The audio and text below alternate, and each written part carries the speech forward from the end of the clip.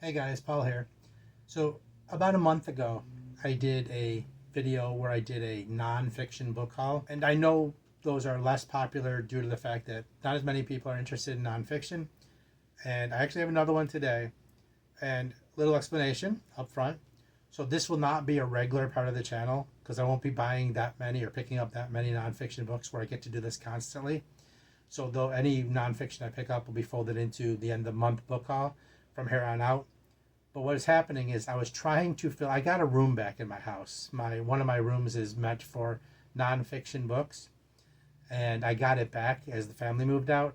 So I've been trying to fill in gaps in that collection for my reading and research and personal projects.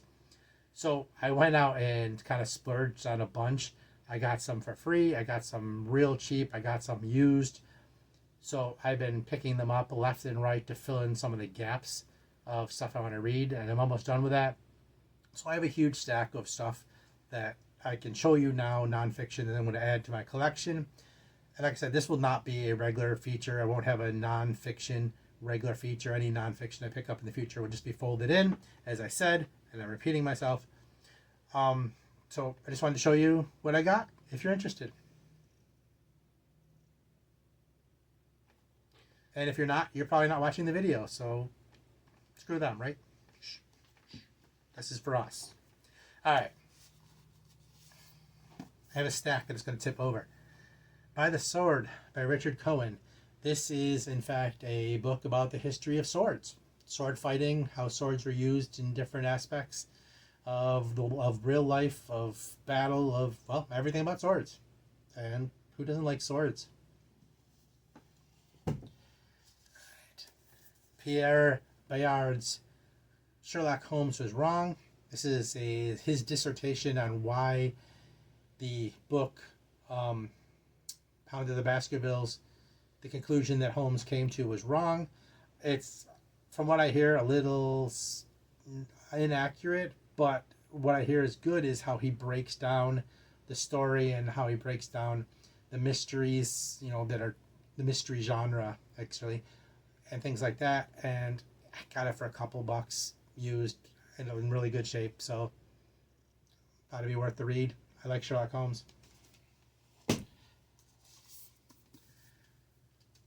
A Message from Martha. This is actually about the disappearance of the passenger pigeon. It's gone extinct, and this is about the history of how it happened. I like animals. I like birds. I like all animals. So pick that up. Again, used, real cheap. The Story of Sushi. I think I got that for $1 or $2. And actually, I love sushi. Now, let me go on a rant here. If you're going to tell me you don't love sushi because you don't like raw fish, I'm going to get mad. Because the fact is, sushi doesn't mean raw fish. Sushi can have raw fish. But sushi can have cooked fish. It can be vegetarian. Vegetarian sushi is fantastic. Sushi just means vinegared rice. So it has nothing to do with raw fish. You can order sushi without any fish at all, or with cooked fish. So if you're going to tell me you don't like sushi because you don't like raw fish, then we can have a whole separate conversation about that. But yeah, vegetarian sushi is fantastic, so give it a try. I picked this up actually from a Barnes & Noble used book for like $1. Six Wives of Henry VIII. My wife loves the stories of Henry VIII's wives, so when I saw this, not only my interest in the history of England, but she might want to read it too, because she likes that stuff. Finally did get my Thomas Becket book by John Guy. Really wanted to read this, so I think I ordered it off Amazon, but it wasn't expensive, so I'm not complaining. It's a Penguin book, so. Power and Thrones by Dan Jones. Dan Jones is a prolific nonfiction writer, and he writes in the areas I enjoy. I have a bunch of books by Dan Jones. I mean, a huge amount. So you'll see that name come up a lot on this channel over the years. If you stick with me for the years. You're going to stick with me for several years? Yeah. But anyway, so about English thrones and Middle Age history of the battle for thrones and power in Europe and such. Definitely up my alley.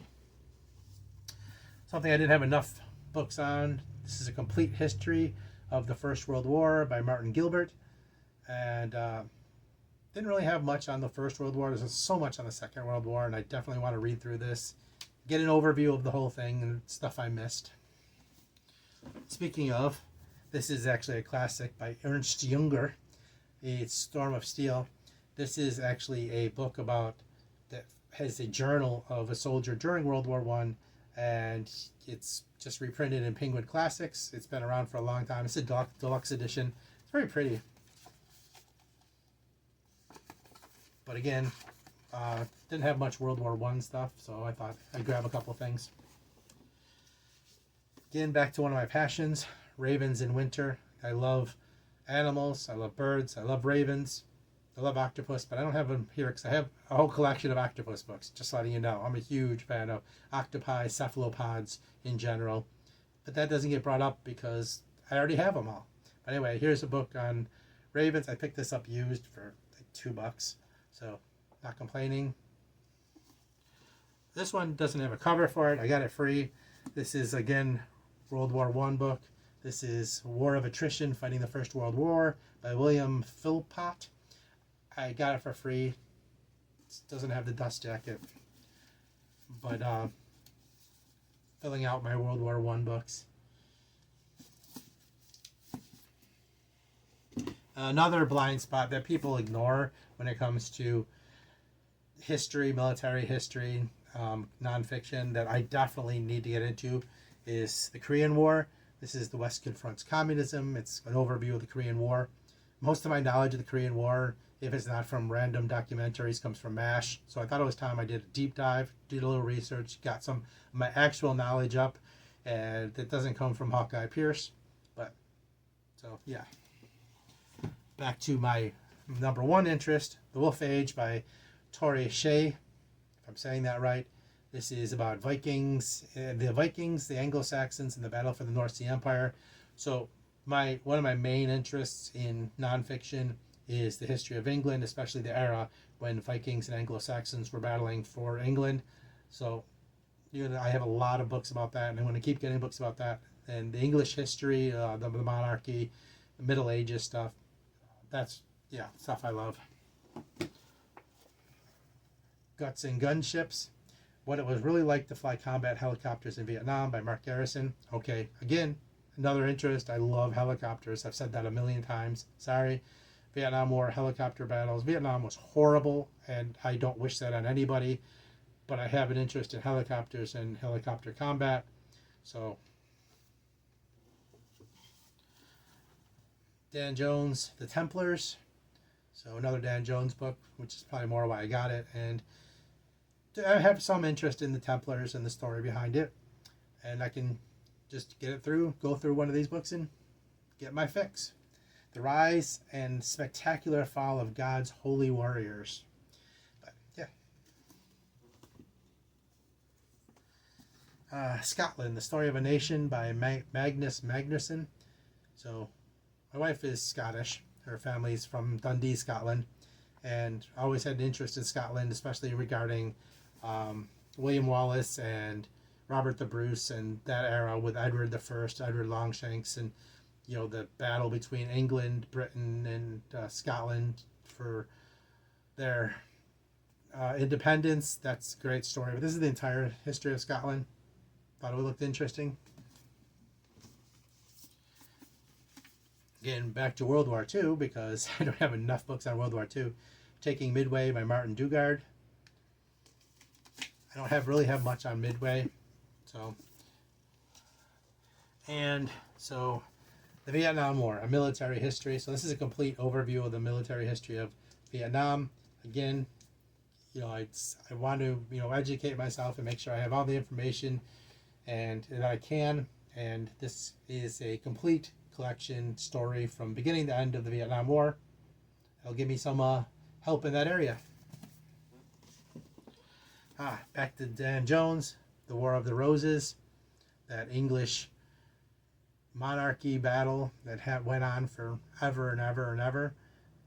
Always an interesting story, and this one is regarding the fall of the Plantagenets and the rise of the Tudors. The era isn't my favorite, but the story behind all the things that went on in, for the fight for the crown throughout English history is absolutely fascinating, and it's better than fiction in most cases. Just nonfiction stories.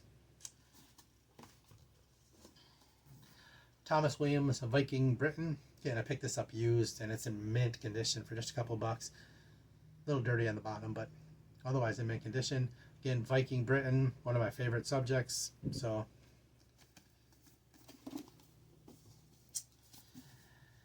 Books to Die For by John Connolly and Declan Burke. I got this used, and actually it's kind of just a story about where they interview different authors and they talk about their favorite mystery stories, their favorite crime stories. I thought it sounded interesting. Hearing it would, if nothing else, it'll give me a whole bunch of ideas for crime and his mystery fiction that I haven't read, stuff I missed, and a new take on the stuff I have.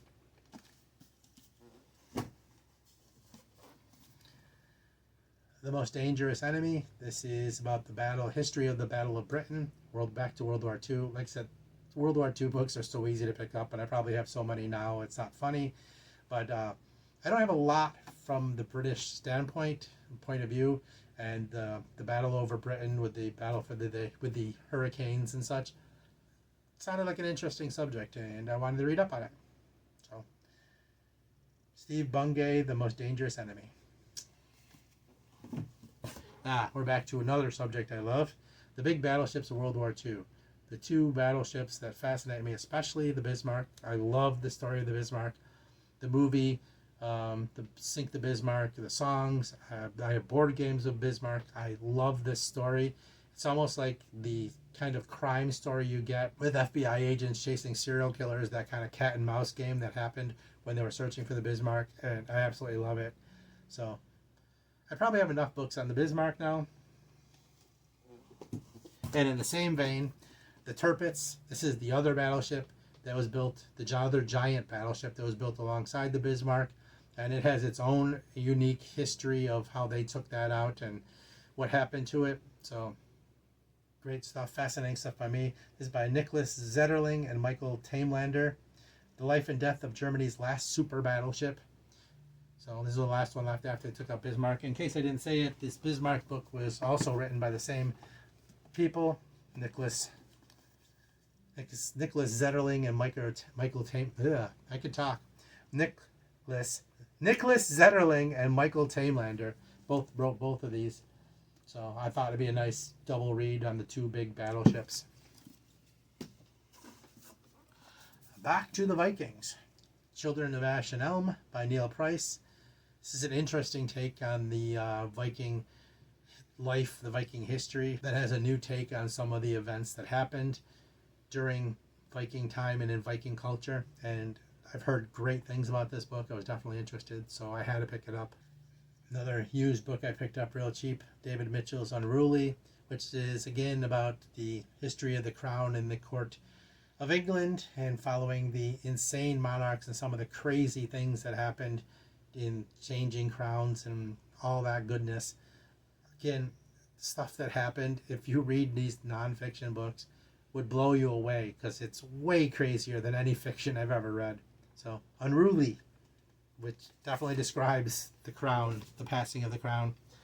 And finally, the landmark Arian, The Campaigns of Alexander, which, if you didn't watch my last video on nonfiction, I'm a huge fan of the story of Alexander the Great. I'm 25% Macedonian, and you know how sometimes your heritage dictates that you find an interest in certain aspects that happened in history. In case you missed it, 50% German, 25% Irish, 25% Macedonian. You don't care. Anyway, so this is Arrian's Chronicles of Alexander's battles, and I'm going to be doing a research project, deep dive on Alexander the Great for myself. I wasn't planning on doing that for the channel. If you guys are interested, I may talk about it, and the more interest you have, the more I may talk about it. But this is a me thing, just was sharing the books with you. And this series, the Landmark books, man, these things are incredible. They detail everything that happened with maps and appendices and get into the nitty gritty. This is like not meant to be easy reading by any means, but it does definitely hit the mark when you're trying to do a deep dive in a study on a subject. There's some others of these, Julius Caesar, and I'm drawing a blank on the others, but there's a few in this series, and they're worth getting if this is kind of something you have an interest in, because they're getting harder and harder to find. But in any case, so there we go. Here we have another nonfiction book haul.